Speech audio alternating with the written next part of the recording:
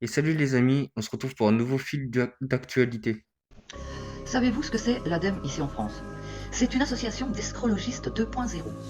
Et cette association, c'est celle qui nous dit à quelle température on doit se chauffer, comment laver nos vêtements, hein, comme pour les jeans une fois par mois, euh, plein de choses comme ça en fait tout simplement. C'est ceux qui nous disent aussi que le poêle à bois, le bon vieux poêle à bois, ça pollue. En fait, que nous sommes tous des pollueurs, hein, nous à notre petite échelle. Par contre, les bateaux, les avions et les jets et tout ça, ça c'est bon, c'est bien, ça va, ça va. Il n'y a que toi qui pollue. Alors on te dit comment vivre. Et ben là, ils nous demandent de nous restreindre en viande et en charcuterie. C'est pas beau quand même. C'est-à-dire quand même que cette association, elle reçoit des subventions à foison pour nous polluer la vie, nous foutre des taxes sur taxes et sur taxes sous prétexte d'escrologie, hein, et nous font vomir ce système de merde. Tout ça parce qu'ils sont grassement payés pour nous emmerder tout le long de l'année. Voilà, tout simplement. Et ben là, on va bientôt avoir un passe-viande. Mais oui, parce que là, maintenant, on va regarder ce qu'on bouffe en viande. Et puis, comme nous aurons le portefeuille électronique et tout, et que nous serons surveillés de partout, et ben si on consomme plus de viande, et ben hop, on nous coupe les vivres, voilà tout simplement. Et bientôt, ben ça sera sur l'oxygène, hein, que nous respirons. Ben oui, parce que tu ne peux plus avoir de récupérateur d'eau dans ton jardin, tu ne peux plus avoir de poêle à bois, en fait, tu ne peux plus rien faire chez toi, sauf mettre leur putain de trucs qu'ils ont décidé hein, et qu'on paye bien cher, hein, comme des panneaux solaires et autres, que tu payes bien cher, tout simplement. Voilà, c'est tout simplement, ils sont grassement payés ces gens-là pour nous emmerder toute l'année. Alors je vais vous dire, à vous les astrologistes 2.0, allez vous faire foutre, tout simplement. Avec l'identité numérique et avec l'euro numérique, c'est bien possible qu'il nous empêche de manger plus de viande, de se déplacer en vacances, parce que c'est pas que pour la viande, ce sera aussi pour d'autres choses, de se déplacer en vacances, tout ça, parce que c'est par rapport à l'empreinte carbone et ces choses-là. Donc c'est pas impossible. Et c'est vrai qu'il y a des entreprises qui obtiennent des subventions, on va dire, qui sont pas dans l'arrangement des gens. Alerte info, Vladimir Poutine a tapé une masterclass après sa discussion avec Donald Trump hier. Je vais tout vous expliquer, vous allez voir, c'est vraiment un coup d'échec absolument magique de la part de Vladimir Poutine qui prouve encore aujourd'hui qu'il est le vrai leader de ce monde, que ça vous plaise ou non, qu'on soit d'accord ou pas avec ce qu'il fait, il est en train de fourrer tout le monde. Alors, comme vous savez, comme le rapporte Reuters, qui est donc une source très sérieuse, il y a eu une discussion entre Vladimir Poutine et Donald Trump, et Vladimir Poutine a émis l'hypothèse qu'il pourrait aujourd'hui, en échange de lever des sanctions qu'il a eues dans le conflit entre la Russie et l'Ukraine, proposer son pétrole à l'Union européenne pour justement combler tous les problèmes d'exportation qui sont aujourd'hui liés à la fermeture du détroit d'Ormuz. Comme vous le savez, les sanctions qui ont été émises contre Vladimir Poutine et la Russie servent à faire en sorte que la Russie vienne à la table des négociations avec Volodymyr Zelensky pour mettre un stop à l'invasion russe en Ukraine. Vladimir Poutine, profitant de l'opportunité de voir les Américains en délicatesse totale dans leur guerre contre l'Iran avec ce blocage du détroit d'Ormuz, a donc contacté Donald et dit écoute Donald, moi si vous me levez mes sanctions, je peux exporter mon pétrole vers l'Europe et les États-Unis, ce qui vous empêcherait de vous retrouver dans une merde en approvisionnement de pétrole. Donald Trump a mentionné dans son discours hier soir qu'il était ouvert à cette opportunité, temporairement de lever les sanctions contre la Russie. Sauf que Donald Trump, les gars, il est tenu par les couilles par Vladimir Poutine depuis longtemps, on le sait, n'aura jamais les burnes de remettre des sanctions à la Russie derrière. Alors Vladimir Poutine, il joue à quoi le gros malin? Il se dit, ok, ils vont m'enlever mes sanctions, je vais me refaire du blé parce que pendant que ces sanctions étaient données avec la Russie, lui, il a trouvé d'autres partenaires stratégiques. Son pétrole, il l'a vendu à l'Inde pendant longtemps et il a trouvé des partenaires stratégiques de l'autre côté du globe pour justement se faire un max de pognon. On l'a vu avec l'évolution du PIB russe qui a toujours été positive depuis l'invasion en Ukraine. Là, Vladimir Poutine, en plus de distribuer du pétrole à ses nouveaux partenaires stratégiques, il va pouvoir réexporter du pétrole vers les pays qui l'ont sanctionné et qui lui en achetaient plus. Donc le mec, il va vendre partout dans le monde. Magnifique. Mais le pire dans tout ça, les amis, c'est qu'en levant les sanctions sur Vladimir Poutine pour le pétrole, Volodymyr Zelensky n'a plus aucun pouvoir de venir à la table des négociations avec la Russie. Car là, les leviers de négociation qui étaient justement proposés contre la Russie sautent complètement. Je ne sais pas si vous vous rendez compte de la dinguerie. Vous avez Volodymyr qui est en train de pleurer sa mère à genoux et Donald Trump qui fait le malin mais qui se retrouve dans une difficulté énorme en Iran parce qu'il pensait qu'il allait tout finir en 24 heures et il se retrouve dans la merde. Et vous avez Vladimir Poutine qui les regarde en rigolant. Il vient à la table des négos. Ils disent les gars, si vous voulez pas un baril à 150 $, je suis là.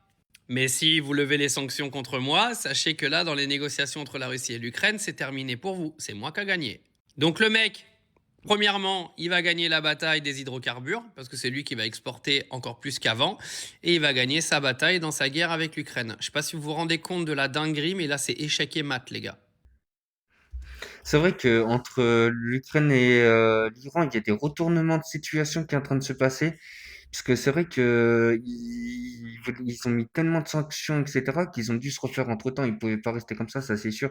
Donc c'est vrai que le fait qu'ils vont enlever les sanctions et qu'ils vont pouvoir revendre, en plus des autres partenaires qu'ils ont dû trouver, là, ils vont se faire max d'argent. Ça, c'est sûr, sûr, sûr. Et c'est vrai que du coup, pour faire des sanctions après, je pense pas qu'ils vont en remettre. Et ça fait en partie gagner la guerre pour l'Ukraine. Et c'est vrai que pour l'Amérique, ils pensaient que ça allait se passer bien plus vite au niveau de l'Iran. Mais en fait, c'est en train de se retourner contre eux. Donc, il y a des petits retournements de situation assez impressionnants. Pourquoi tous nos ministres sont pro-israéliens? Genre, ils voient pas les choses et tout, genre. Comme nous. Et en fait, enfin, ils sont pro-génocide plutôt, parce que pro-israélien, c'est encore autre chose. Je regarde et tout, je me dis. Et en fait, j'ai vu, il y a 3 associations israéliennes. Donc, je crois qu'il y en a une qui s'appelle SPP, il y en a une qui s'appelle le CRIF, et il y en a une autre, j'ai pas le nom, mais c'est une abréviation pareille. Et tous ces organismes-là en France ont payé plus de 50 voyages juste en un an. Hein. Genre, tous les ans, ils font ça. Et en un an, ils payent à peu près 50 voyages, tout frais compris. Hein. Tout. À des ministres, pas aléatoirement du tout, mais à des gens très proches, enfin, à des postes clés. Et ce qui fait que, en fait, j'ai juste compris du coup tout seul qu'en mode, bah évidemment que demain, il y a quelqu'un qui vient et qui te paye un voyage avec tes enfants, avec tes trucs, nan, tout frais payé. Évidemment que la semaine d'après, s'il te dit, hey, comment ça parlait bien d'Israël, évidemment que tu vas bien le faire. Évidemment que tu vas arriver à l'assemblée dans ton métier ou peu importe, tu vas parler d'Israël en bien, tu vois. Parce que ces gens sont subventionnés par littéralement Israël. Et du coup, je me posais la question, est-ce que c'est normal ou est-ce que c'est logique ou est-ce que c'est ok, vous trouvez que d'autres organismes mondiaux, ONG, X, peu importe, n'importe quoi, puissent interférer dans la vie personnelle de certains politiques à des clés postes de nos gouvernements, donc des gens qui nous dirigent? Est-ce que c'est normal qu'ils leur offrent tout ça, quoi? Est-ce que ces gens, c'est normal qu'ils aient autant de pouvoir enfin, est-ce que c'est... Non, moi je trouve ça pas normal. Voilà, je vous le dis clairement, je trouve ça pas normal. C'est vrai que c'est pas très normal et en vrai, c'est un peu chelou. Je me suis pas assez renseigné sur ce sujet, mais il faudrait que je regarde un peu plus parce que c'est vrai que c'est pas très normal tout ça. Je suis sérieux, je suis en train de faire un appel et vraiment, replongez-vous dans les dossiers Epstein, je vous en supplie, n'arrêtons jamais de parler d'Epstein. C'est la seule, en fait, c'est littéralement la preuve, enfin, en gros, je sais pas comment dire, c'est écrit noir sur blanc partout, tout ce que vous voulez, quoi. Qu'on nous prend pour des goys, qu'ils font des sacrifices, c'est la source en gros et ça permettrait de comprendre tout ça. Qu'est-ce qui se passe? Pourquoi ces gens se prennent pour des dieux vivants, littéralement? Qu'est-ce qui se passe? Le problème, c'est que trop d'infos tue l'info. C'est pas faux, et surtout, il y a ceux qui jouent de ça aussi, ceux qui jouent des informations sensibles comme ça, en croyant bien faire, hein, parce qu'ils vont faire des trucs putaclic, mais non, vous desservez à la communauté, vous desservez au complotisme comme on l'entend, vous n'êtes pas des vrais complotistes, c'est chiant, arrêtez de noyer l'information dans l'information. On s'en fout des informations de merde, venez on parle du concret. Pourquoi ces gens croient à Baal? Pourquoi il y a eu autant de trafic sexuel? Pourquoi des milliers d'enfants déplacés? Quelle est la source de tout ça? Quelle est la croyance de tout ça? Comprendre un peu pourquoi et agir ensuite. C'est vrai que je pense qu'en vrai, l'affaire Epstein, ça peut répondre à pas mal de questions parce qu'en fait, l'adresse mail qu'on a vue, c'est qu'une adresse de vacances. Donc ça veut dire que dans les adresses mail normaux, il y a quoi dedans? Parce qu'il y a quand même des choses qui se retenaient de parler. On dit qu'il était bête, qu'il faisait des fautes d'orthographe, mais ça, en fait, c'était de la manigance. Mais du coup, en vrai, dans ces adresses mail normaux, qu'est-ce qu'il y a dedans? Est-ce que ça touche les politiciens, les riches? Ça touche quels gens? Parce que là, ça touche quand même déjà énormément de gens. Souvenez-vous que ce monsieur a bâti sa fortune sur l'or noir. Et pire encore, il a façonné le système éducatif américain. Système qui est aujourd'hui le système que le monde entier utilise, dans sa grande majorité. Pourquoi est-ce qu'un magnat du pétrole investirait autant dans l'éducation? Pour s'assurer que les futures générations ne cherchent jamais d'alternative à ces produits. Tout est une question d'intérêt. À l'époque, l'idée était de formater le système scolaire pour répondre aux besoins de l'ère industrielle. On cherchait à former des citoyens disciplinés, obéissants, capables de travailler de manière efficace dans les usines, plutôt que des intellectuels critiques qui pourraient remettre en question l'ordre établi. Je ne veux pas d'une nation de penseurs, je veux une nation de travailleurs. C'est une célèbre citation qu'on attribue souvent à Rockefeller, mais il ne les a jamais prononcées de sa bouche. D'après les historiens, c'est Frederick T. Gate, le conseiller principal de Rockefeller, qui a écrit les premières lignes. N'empêche que ça reflète parfaitement la philosophie de ses investissements dans l'éducation de l'époque. Je pense personnellement que le savoir est une arme, et il fut un temps où il y avait un certain enthousiasme face aux découvertes et à l'avancée de la science. C'était même quelque chose de public qui était relayé dans les médias locaux. Les avancées scientifiques n'étaient vraiment pas un tabou, c'était un débat public. Mais en 1956, le rideau tombe. Dès que les premières inventions fonctionnelles ont commencé à voir le jour, le secret défense a tout englouti. L'élite a saisi le potentiel de ces découvertes pour son usage exclusif. Aujourd'hui, ce que la foule appelle OVNI n'est rien d'autre que le résultat de décennies de recherches occultes menées par des structures spécialisées dans le démontage et la copie de technologies qui nous dépassent. Je suis convaincu qu'il y a quelque chose au-dessus de nous qu'on n'arrive pas à saisir. Mais est-ce que des extraterrestres existent? Personnellement, je n'ai jamais vu physiquement. Mais les gars, on arrive à envoyer des robots sur Mars, cartographier l'infiniment petit, mais on n'arrive pas à comprendre des blocs de pierre qui ont pu être parfaitement posés il y a 4500 ans. Vous ne voyez pas qu'il y a quelque chose qui ne va pas? Et si cette science qui nous dépasse exploite en secret les fluctuations du vide quantique? On parle de quelque chose qui est capable de briser les lois de la pesanteur traditionnelle. Une science que des inventeurs indépendants paient souvent de leur vie dès qu'ils s'en approchent de trop près. Dans les années 90, elle était la figure de proue de la recherche sur la gravité artificielle. Mais après avoir accepté les fonds du Pentagone, elle s'est volatilisée plus d'une décennie. À son retour, un mystérieux accident de la route l'a réduite au silence définitif. Et ce n'est pas un cas isolé, c'est un protocole. Des chercheurs touchent à un but et ils disparaissent de la circulation. Des personnes comme ça, les algorithmes de recherche nous diront que c'est des charlatans. Ils vont même nous convaincre que l'énergie libre, c'est un mythe pour les fous. Au fait, on a un système qui s'appuie sur une armée de vérificateurs de faits. De véritables automates intellectuels qui pensent clore un débat scientifique avec 3 clics. Ils sont en quelque sorte les gardiens du statu quo, les héritiers des méthodes de manipulation de masse les plus sombres. L'idée même que l'humanité puisse accéder à une source de puissance inépuisable et gratuite terrifie ceux qui tiennent les rênes. Si nous maîtrisons l'espace-temps et le mouvement perpétuel, leur système de contrôle s'effondre. Notre modèle économique actuel est une prison conçue pour étouffer toute étincelle de génie qui menacerait le monopole des hydrocarbures. Les géants du pétrole ne vendent pas seulement du carburant, ils vendent de la dépendance. Leur trésorerie est illimitée, ce qui leur permet d'acheter le silence ou de détruire des réputations. En bloquant ces innovations, ils maintiennent notre planète dans un état de pauvreté énergétique et de pollution chronique. Tout cela pour garantir la survie de structures financières qui pèsent des milliards de dollars, au détriment de l'évolution de notre espèce vers les étoiles. En 2010, des milliers de brevets ont été mis sous séquestre par les autorités américaines. Des moteurs à haut rendement, des systèmes de propulsion révolutionnaires. Tout est verrouillé par la loi. Il y aurait même un document des années 70 qui avoue noir sur blanc que toute machine qui dépasse 70% d'efficacité énergétique doit être classée secret d'État. On nous interdit officiellement d'être trop efficace. Les gars, le piège est trop parfait. Un génie invente, il va chercher à protéger son idée avec un brevet, mais le système l'avale. Au final, ça sert à quoi de protéger son idée? Si demain quelqu'un découvre le secret de l'énergie du vide, est-ce qu'il devrait le vendre ou le mettre gratuitement à la disposition de tous? C'est peut-être l'unique moyen de renverser la tyrannie énergétique. Je ne sais pas. Après, reste à savoir qui aura le courage de se sacrifier pour le bien commun. Il a souligné des points importants quand même, le piège de l'école qui a été fait pour l'industrie, pas le génie.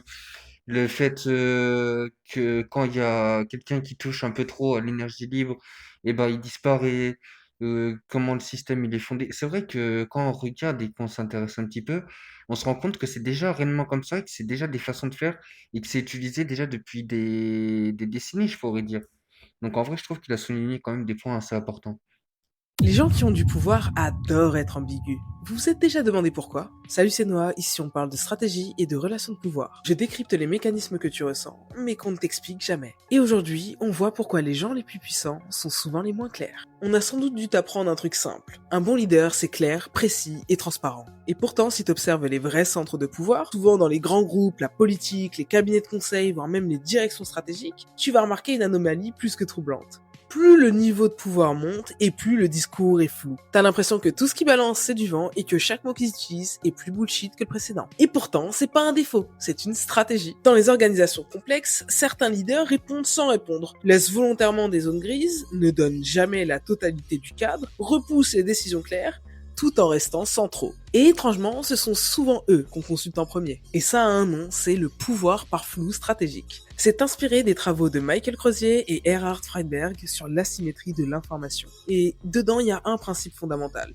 C'est que dans une organisation, le pouvoir ne vient pas de ce que tu sais, mais de ce que les autres ne savent pas sans toi. Celui qui détient l'interprétation détient le pouvoir. Et quand un leader est totalement clair, eh bien, il ferme le jeu, il rend les autres autonomes, et il se sent remplaçable. Alors que lorsqu'il entretient une ambiguïté maîtrisée, il devient le point de passage obligé, il garde la main sur les arbitrages, il reste central sans s'exposer. Et ça marche psychologiquement parce que le cerveau humain déteste l'incertitude. Selon plusieurs études en psychologie sociale, en situation floue, les individus cherchent un référent dominant. Résultat, plus il y a d'ambiguïté, plus on attribue de pouvoir à celui qui semble au-dessus, même s'il parle moins que les autres. Le silence ici devient un véritable signal de statut. Encore une fois, il y a plein de biais cognitifs qui permettent de faire travailler cette démarche, notamment le biais d'autorité impérative. Quand quelqu'un ne donne pas toutes les réponses, on suppose qu'il en sait plus. On lui prête une vision globale et on hésite à le contredire. À l'inverse, celui qui expose tout devient exécutable. Donc la clarté rassure, mais la clarté totale te fait perdre le levier. L'ambiguïté, elle va créer de la dépendance, un maintien de la hiérarchie visible, et elle empêche les autres de s'approprier totalement le terrain. Alors attention, on ne parle pas de flou par incompétence. On parle de flou intentionnel, structuré et stratégique. Et ça, tu vas très vite pouvoir le remarquer au travail. Dans les grandes organisations, les managers intermédiaires expliquent tout, les dirigeants cadrent sans détailler, et les décideurs, eux, posent des questions plus qu'ils ne donnent de réponses. Pourquoi ? Eh bien parce que celui qui pose la question dirige la conversation. Les leaders les plus puissants ne sont pas flous au hasard. Ils savent que la clarté totale libère, mais l'ambiguïté maîtrisée gouverne. Oublie pas de t'abonner, je suis coach en stratégie et je partage des conseils tous les jours. Et si tu veux comprendre où tu perds ton levier stratégique, le lien en bio te permet de réserver un diagnostic gratuit. C'est un peu comme dire les choses, mais sans tout dire pour un peu gérer la situation et l'arranger à notre sauce. C'est vrai que si les gens, ils ont besoin de connaissances et qu'ils ne l'obtiennent pas sans toi, c'est vrai que ça crée une réelle dépendance et puis je trouve ça malin comme stratégie, mais bon.